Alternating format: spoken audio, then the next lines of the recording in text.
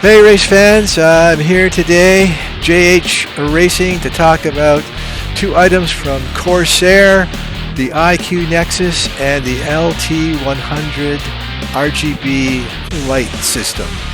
So on the screen right now, you can see over here on the left, we have a representation of the iCUE Nexus.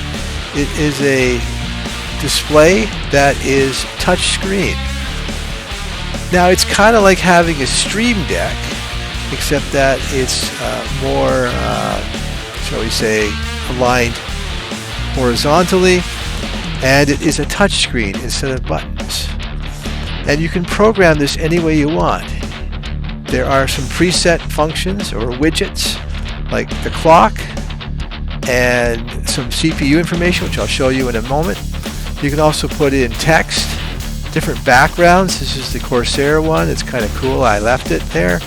And you can program different things on multiple screens. You can have as many screens as you can think of. Here are some of the ones that I've done so far. I've got my iRacing, so starting iRacing. I've got voice attack, so I can use the digital race engineer for voice commands during a race. This is what everyone I think is familiar with, SDK, live timing, trading paints, the live timing HUD, which shows you the map and the standings, the Z1 software, which you can see over here, shows you on the right side. It's got the information about a dashboard. And of course you can edit all these things. There's an editing button here. You can get rid of them if you don't like them. You can see down here I have 14 screens so far. Let's go to the next one. So I got my crew chief, I got SimHub. This is my SimiCube program for doing adjustments to force feedback, which is SimiCube True Force. It's a fantastic program for the SimiCube wheelbase, direct drive wheelbase. Helsinkveld sprint pedals. This is their software to help you calibrate the pedals, and you can also tweak them to your liking. So how much force you have to put into it. It gives you lots of different options. You can even design your own. The FANA LED, which is needed to run some of the software, and we've got Discord here. So if we need Discord while we're doing any racing, let's go next screen. Here's our black box. We have lap timing, standings, relative, tire temps, pit stop, and the in-car adjustments set here. I don't have tires or fuel because I have those mapped on my steering wheel for even quicker access. Next screen, I got some websites. Go to my email, go to Trading Paints website, VRS, YouTube, Facebook, and the Google Dropbox. Programs or apps, we've got OBS and the Stream Deck app, GIMP for doing some paints for cars, DaVinci Resolve, we're doing some video editing, our Philips Hue, because we have some Hue lights that are going, and there's Steam, and we have our Garmin Watch app. If you haven't seen the Garmin Watch app in action, that's in a few videos. We can actually log our heart rate and stress levels during a race. And the Internet Explorer. Room to add more. These plus buttons means we can add more things. If we want to add something, we get this screen. We can add a button or a widget. I'll show you some widgets in a few seconds. What we can assign it to and make a new assignment. Macros, text, media, or we can launch apps. That's fantastic. I don't use any of these remapping ones. I haven't done that yet. You can change the button colors and the text on it. You can also put a background, and you can have icons for the buttons.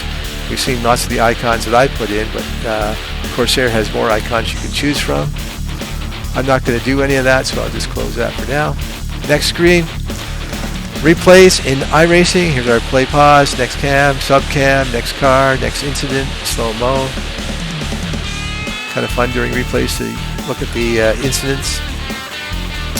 We can do things on a computer like make the screen brighter or darker, adjust the volume or mute it, playback buttons, And in Windows, we can launch Windows, File Explorer, go to Settings if you need to make some changes, search function, copy, paste,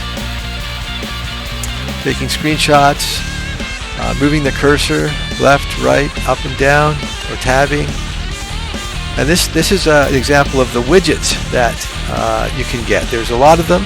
I can monitor temperatures of the actual computer or the processor, and I've got those in here. I also have something with load. No, the first one is load, so it tells me my load. Right now I'm running up into 20%, but that's not too bad. And of course another widget is the clock. To get to widgets, well, again, on the plus screen, you click widget and plus sign. Here's the 4 choices you have. You can look at your computer specs, or you can do a clock. So it's pretty cool. I really like it a lot. And as I mentioned, it's touchscreen. So if I swipe on my touchscreen, I'm swiping back through my pages, and I can launch something just by touching it. So it's pretty cool. I'm not going to launch that. I'll just close that. The light bar, the LT100s, that's over here. I'll click on that. I have an arrangement of 2 on the right, 2 on the left, and lots of different lighting effects that you can have. Hardware lighting is where I go. These are the choices that you have. I like it right now on Rainbow Wave. You can change the speed and the direction of it, and you can fiddle around with these and find something that you really like, and the lights are really nice. So that's it. That is the iCUE Nexus and the LT100 lighting kit from Corsair.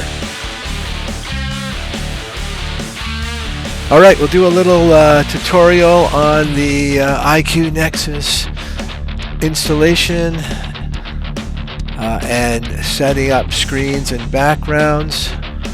So first of all, what we'll do is we'll go to the iCUE webpage.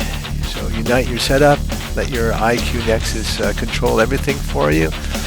So we go to iCUE Nexus, there it is, and download it. You just go to the downloads, it's over here, find iCUE Nexus and download it. For the LT100 light towers, here we are. Again, go to the download page and you download this file right here. And then this will be, the light towers will be seamlessly integrated into your iCUE Nexus for you.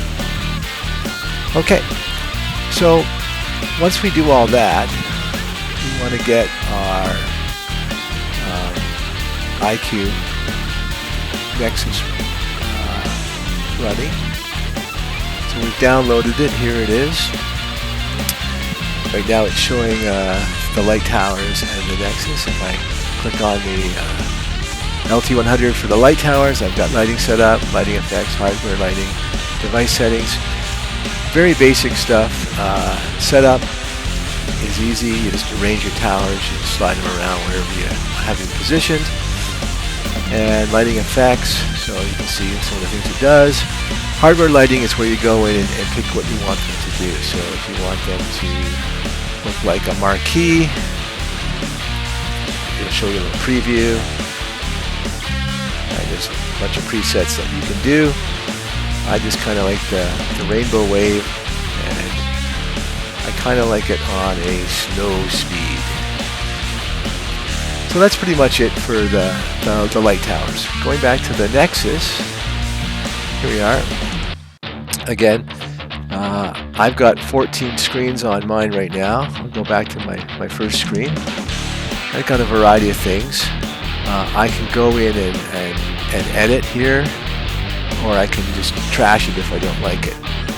Now, if I go to libraries is kind of cool because it gives you 2 buttons. This first little button here allows you to look at your screens, and you can add buttons and widgets, but I don't do that from here. The second button is a hamburger button, and if you click it, it shows you all your screens. So you can go down and see all your screens. And if you don't like where a screen is located, like let's say I want to move this one, I just drag and drop it where I want it.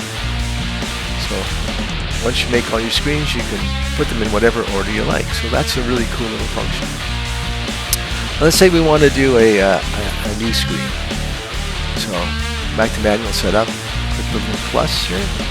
Gives us a way to name the screen, so we'll just put in here test.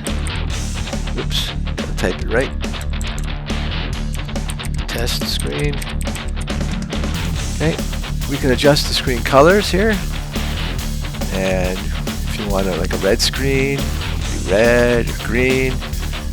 Custom colors to create. So I've got a green screen here. I don't know if I like the green screen, so I'll go back to my little edit button here, and maybe I'll just change it back to, I'll slide it down to black. I kind of like the back being black because it gives more contrast with what's going on, so I'll leave that there. But let's say I want to add something to it, so I'll click on my add button. And here I got my buttons and widgets. So for a button, let's say I'll do an assignment. I'll do a new assignment and I'll do a macro. Since we're in Windows, I'll do a Windows macro. You'll get this box here. You right click with your mouse and add a new event. And it's going to be a keyboard keystroke event.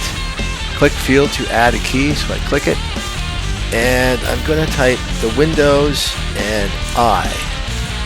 WinI gives me the Windows setup page. So I've just made a macro for that. So I add it. There it is. Now I can name it here. I can say settings. And I can change the font to whatever I want. I've been using this font because it's kind of cool. I can change the size of the font, small, all the way up to extra large, and then I can go in here and I can change the icon if I want. So I can say no icon, which is pretty straightforward, or I can use an icon from the iCUE Nexus. They give you a few to choose from. They're not the greatest ones. But, you know, if you want to use one, you can. And you can set the size of your icon too, extra large or extra small, whatever you want. So that's how you set up a button. If I want to do what they call a widget, they're kind of like presets. So system information, I've got information about my computer here. I can put on things like this. So I can put on a temperature for example. So this has got a temperature running here. Again, I can change the title of that if I want. It shows the graph, or I can take the graph away and it just shows the current temperature. The graph, I can change the color, so I can change it to whatever I want. And again, I can change the font and the size of what it's reading. And I can put a whole bunch of those in if I want. So that's kind of cool. Going back to buttons. For buttons, I'll just go through this again. Again, macros, or you can put in text. Media, like play, pause. Those are kind of cool. And then you can launch your apps from here too. So I launch apps. I can select an application launch. I go to the web browser. I can launch my email, text editor, calculator, file explorer. Gives you more options within each of these things that you can pick and choose. So if I was doing an application, I could pick something from my computer. Let's say I'm going to OS, C, program files. I could pick for iRacing crew chief. And now it picks up the icon, which is kind of cool. Again, I can name it if I want, crew chief, but I know what the crew chief icon looks like, so I don't think I'll use that. And I'll make the size of my icon a little bit bigger so I can see it. And there I've got a launcher for crew chief. So on my actual iCUE Nexus, it's touchscreen. I just touch that and away I go. So it's kind of cool. If I don't like any of this or I want to edit anything, I just click on whatever I've got, click the edit button, and I can go back and do editing. Or I can go right into system information and do whatever I want, change the brightness, or whatever I want to do. It's pretty cool. I'm going to trash this one because I don't want it. I'm going to click on another one here, and I'll just create it as an example. What about doing backgrounds? Well, backgrounds, you can do them, but you need to know how to do that. You can do them with GIFs, and your GIF have to be a very specific size. So there is a way to do it. You can go on the forums and find out, and you can also go in those forums and find examples of pre-made backgrounds. So here's a few here. I've downloaded some of these. They're very nice. This one is kind of nice. This one is kind of Tron-like. I'm going to right-click it, save the link. I'm going to save it in. I have a documents file for my iCUE Nexus with backgrounds in it, so I'm going to open up the background file and I'll just save it there. So there it is. And now what I'm going to try to do, I'm going to close those files, drag this one over to the bit, and I'm going to try to get that background. So I go to import and export screens. So these are my screens that I've made. I can put them over into export and share them with the world if I want, but I don't think I'm going to do that right now. Go back to my manual setup, click on my button here. Oh, the other thing I can show you with the button is, let's take off this and this. It's a blank button. I can also drag it and have it whatever size I want, so I can make it the full length here. So if we go in here to where it says background, I'll click background on and the little plus sign, and I'm going to go find my backgrounds. And here's the one I just did, I think. Click that. Oh, it's not the one I just did, sorry. I will cancel that and try to find the one I just did. I think it's this one. There it is. So now I got a cool Tron background that I can now start adding buttons to. So it's kind of cool. Really, really interesting. So that kind of is one way to do that. And let's see if I try to put an assignment in there. I could add something. I could do some text, let's say. Type the text.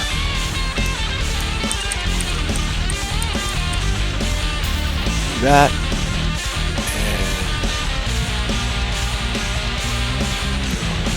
text.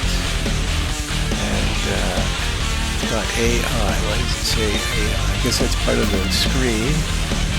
Okay, let's take off the icon AI. We don't want that. Background's on. Button name. It's not a button here. We can do that. And let's pick our text file for that. Let's make it big. And the color doesn't stand out so well, but we could fiddle around with different colors until we find something that we kind of like. I don't know. You have to fool around with it and find out what you like. So you can make kind of have some cool backgrounds going on your different screens, which is kind of neat. Again, I'm going to just get rid of that for now because I don't want it part of my setup. And that's some of the basics of using the iCUE Nexus. So have fun with it. Set up some macros for your programs that you use. I use them in iRacing, but you can use them in other programs. Any programs that has a series of keystrokes that let you do things, you can set up macros for them. Just make sure you open the program and you're in the program when you set up those macros. Don't do them from your basic Windows startup screen. You have to be in the program to set up the macros for that program. And that's it. Okay, I just want to go over a few pros and cons, I guess. On the positive side, the iCUE Nexus is a really cool looking piece of tech. It really looks great in your setup. It looks kind of professional, and it just looks otherworldly, like really future tech. So it's cool that way. It is relatively easy to set up. Downloading and set up and creating your screens is a lot of fun. You can spend hours doing it, and you can be very creative with it. So it's very nice that way. So overall, I'm very happy with it. But there is a couple of negatives. One is when you swipe the screen. I'm going to swipe it, and you see it changes. Sometimes when you swipe it, your finger will hit one of the buttons, and that it'll actually activate it when maybe you don't want to do that. So you have to be careful swiping. One of the things I've found that maybe you can do is you can put a blank screen on the far left and the right. So when you go to swipe it, you touch that box and you swipe, and then nothing's in that box, or there's no button there to be activated. So that's one way around that. And the second thing is when I'm racing and I'm wearing a glove, the glove doesn't always respond so well on the touch screen. So that makes maybe using buttons a little easier. So in that case, maybe the Stream Deck is a better choice, because you're just pressing buttons instead of swiping and pressing on a touch screen. But overall, the iCUE Nexus is a pretty cool piece of tech, and if you can afford something like that for your computer setup, then go for it. It's a lot of fun to play with and set up and to use. Okay, so that's our little review of the iCUE Nexus. See you next time.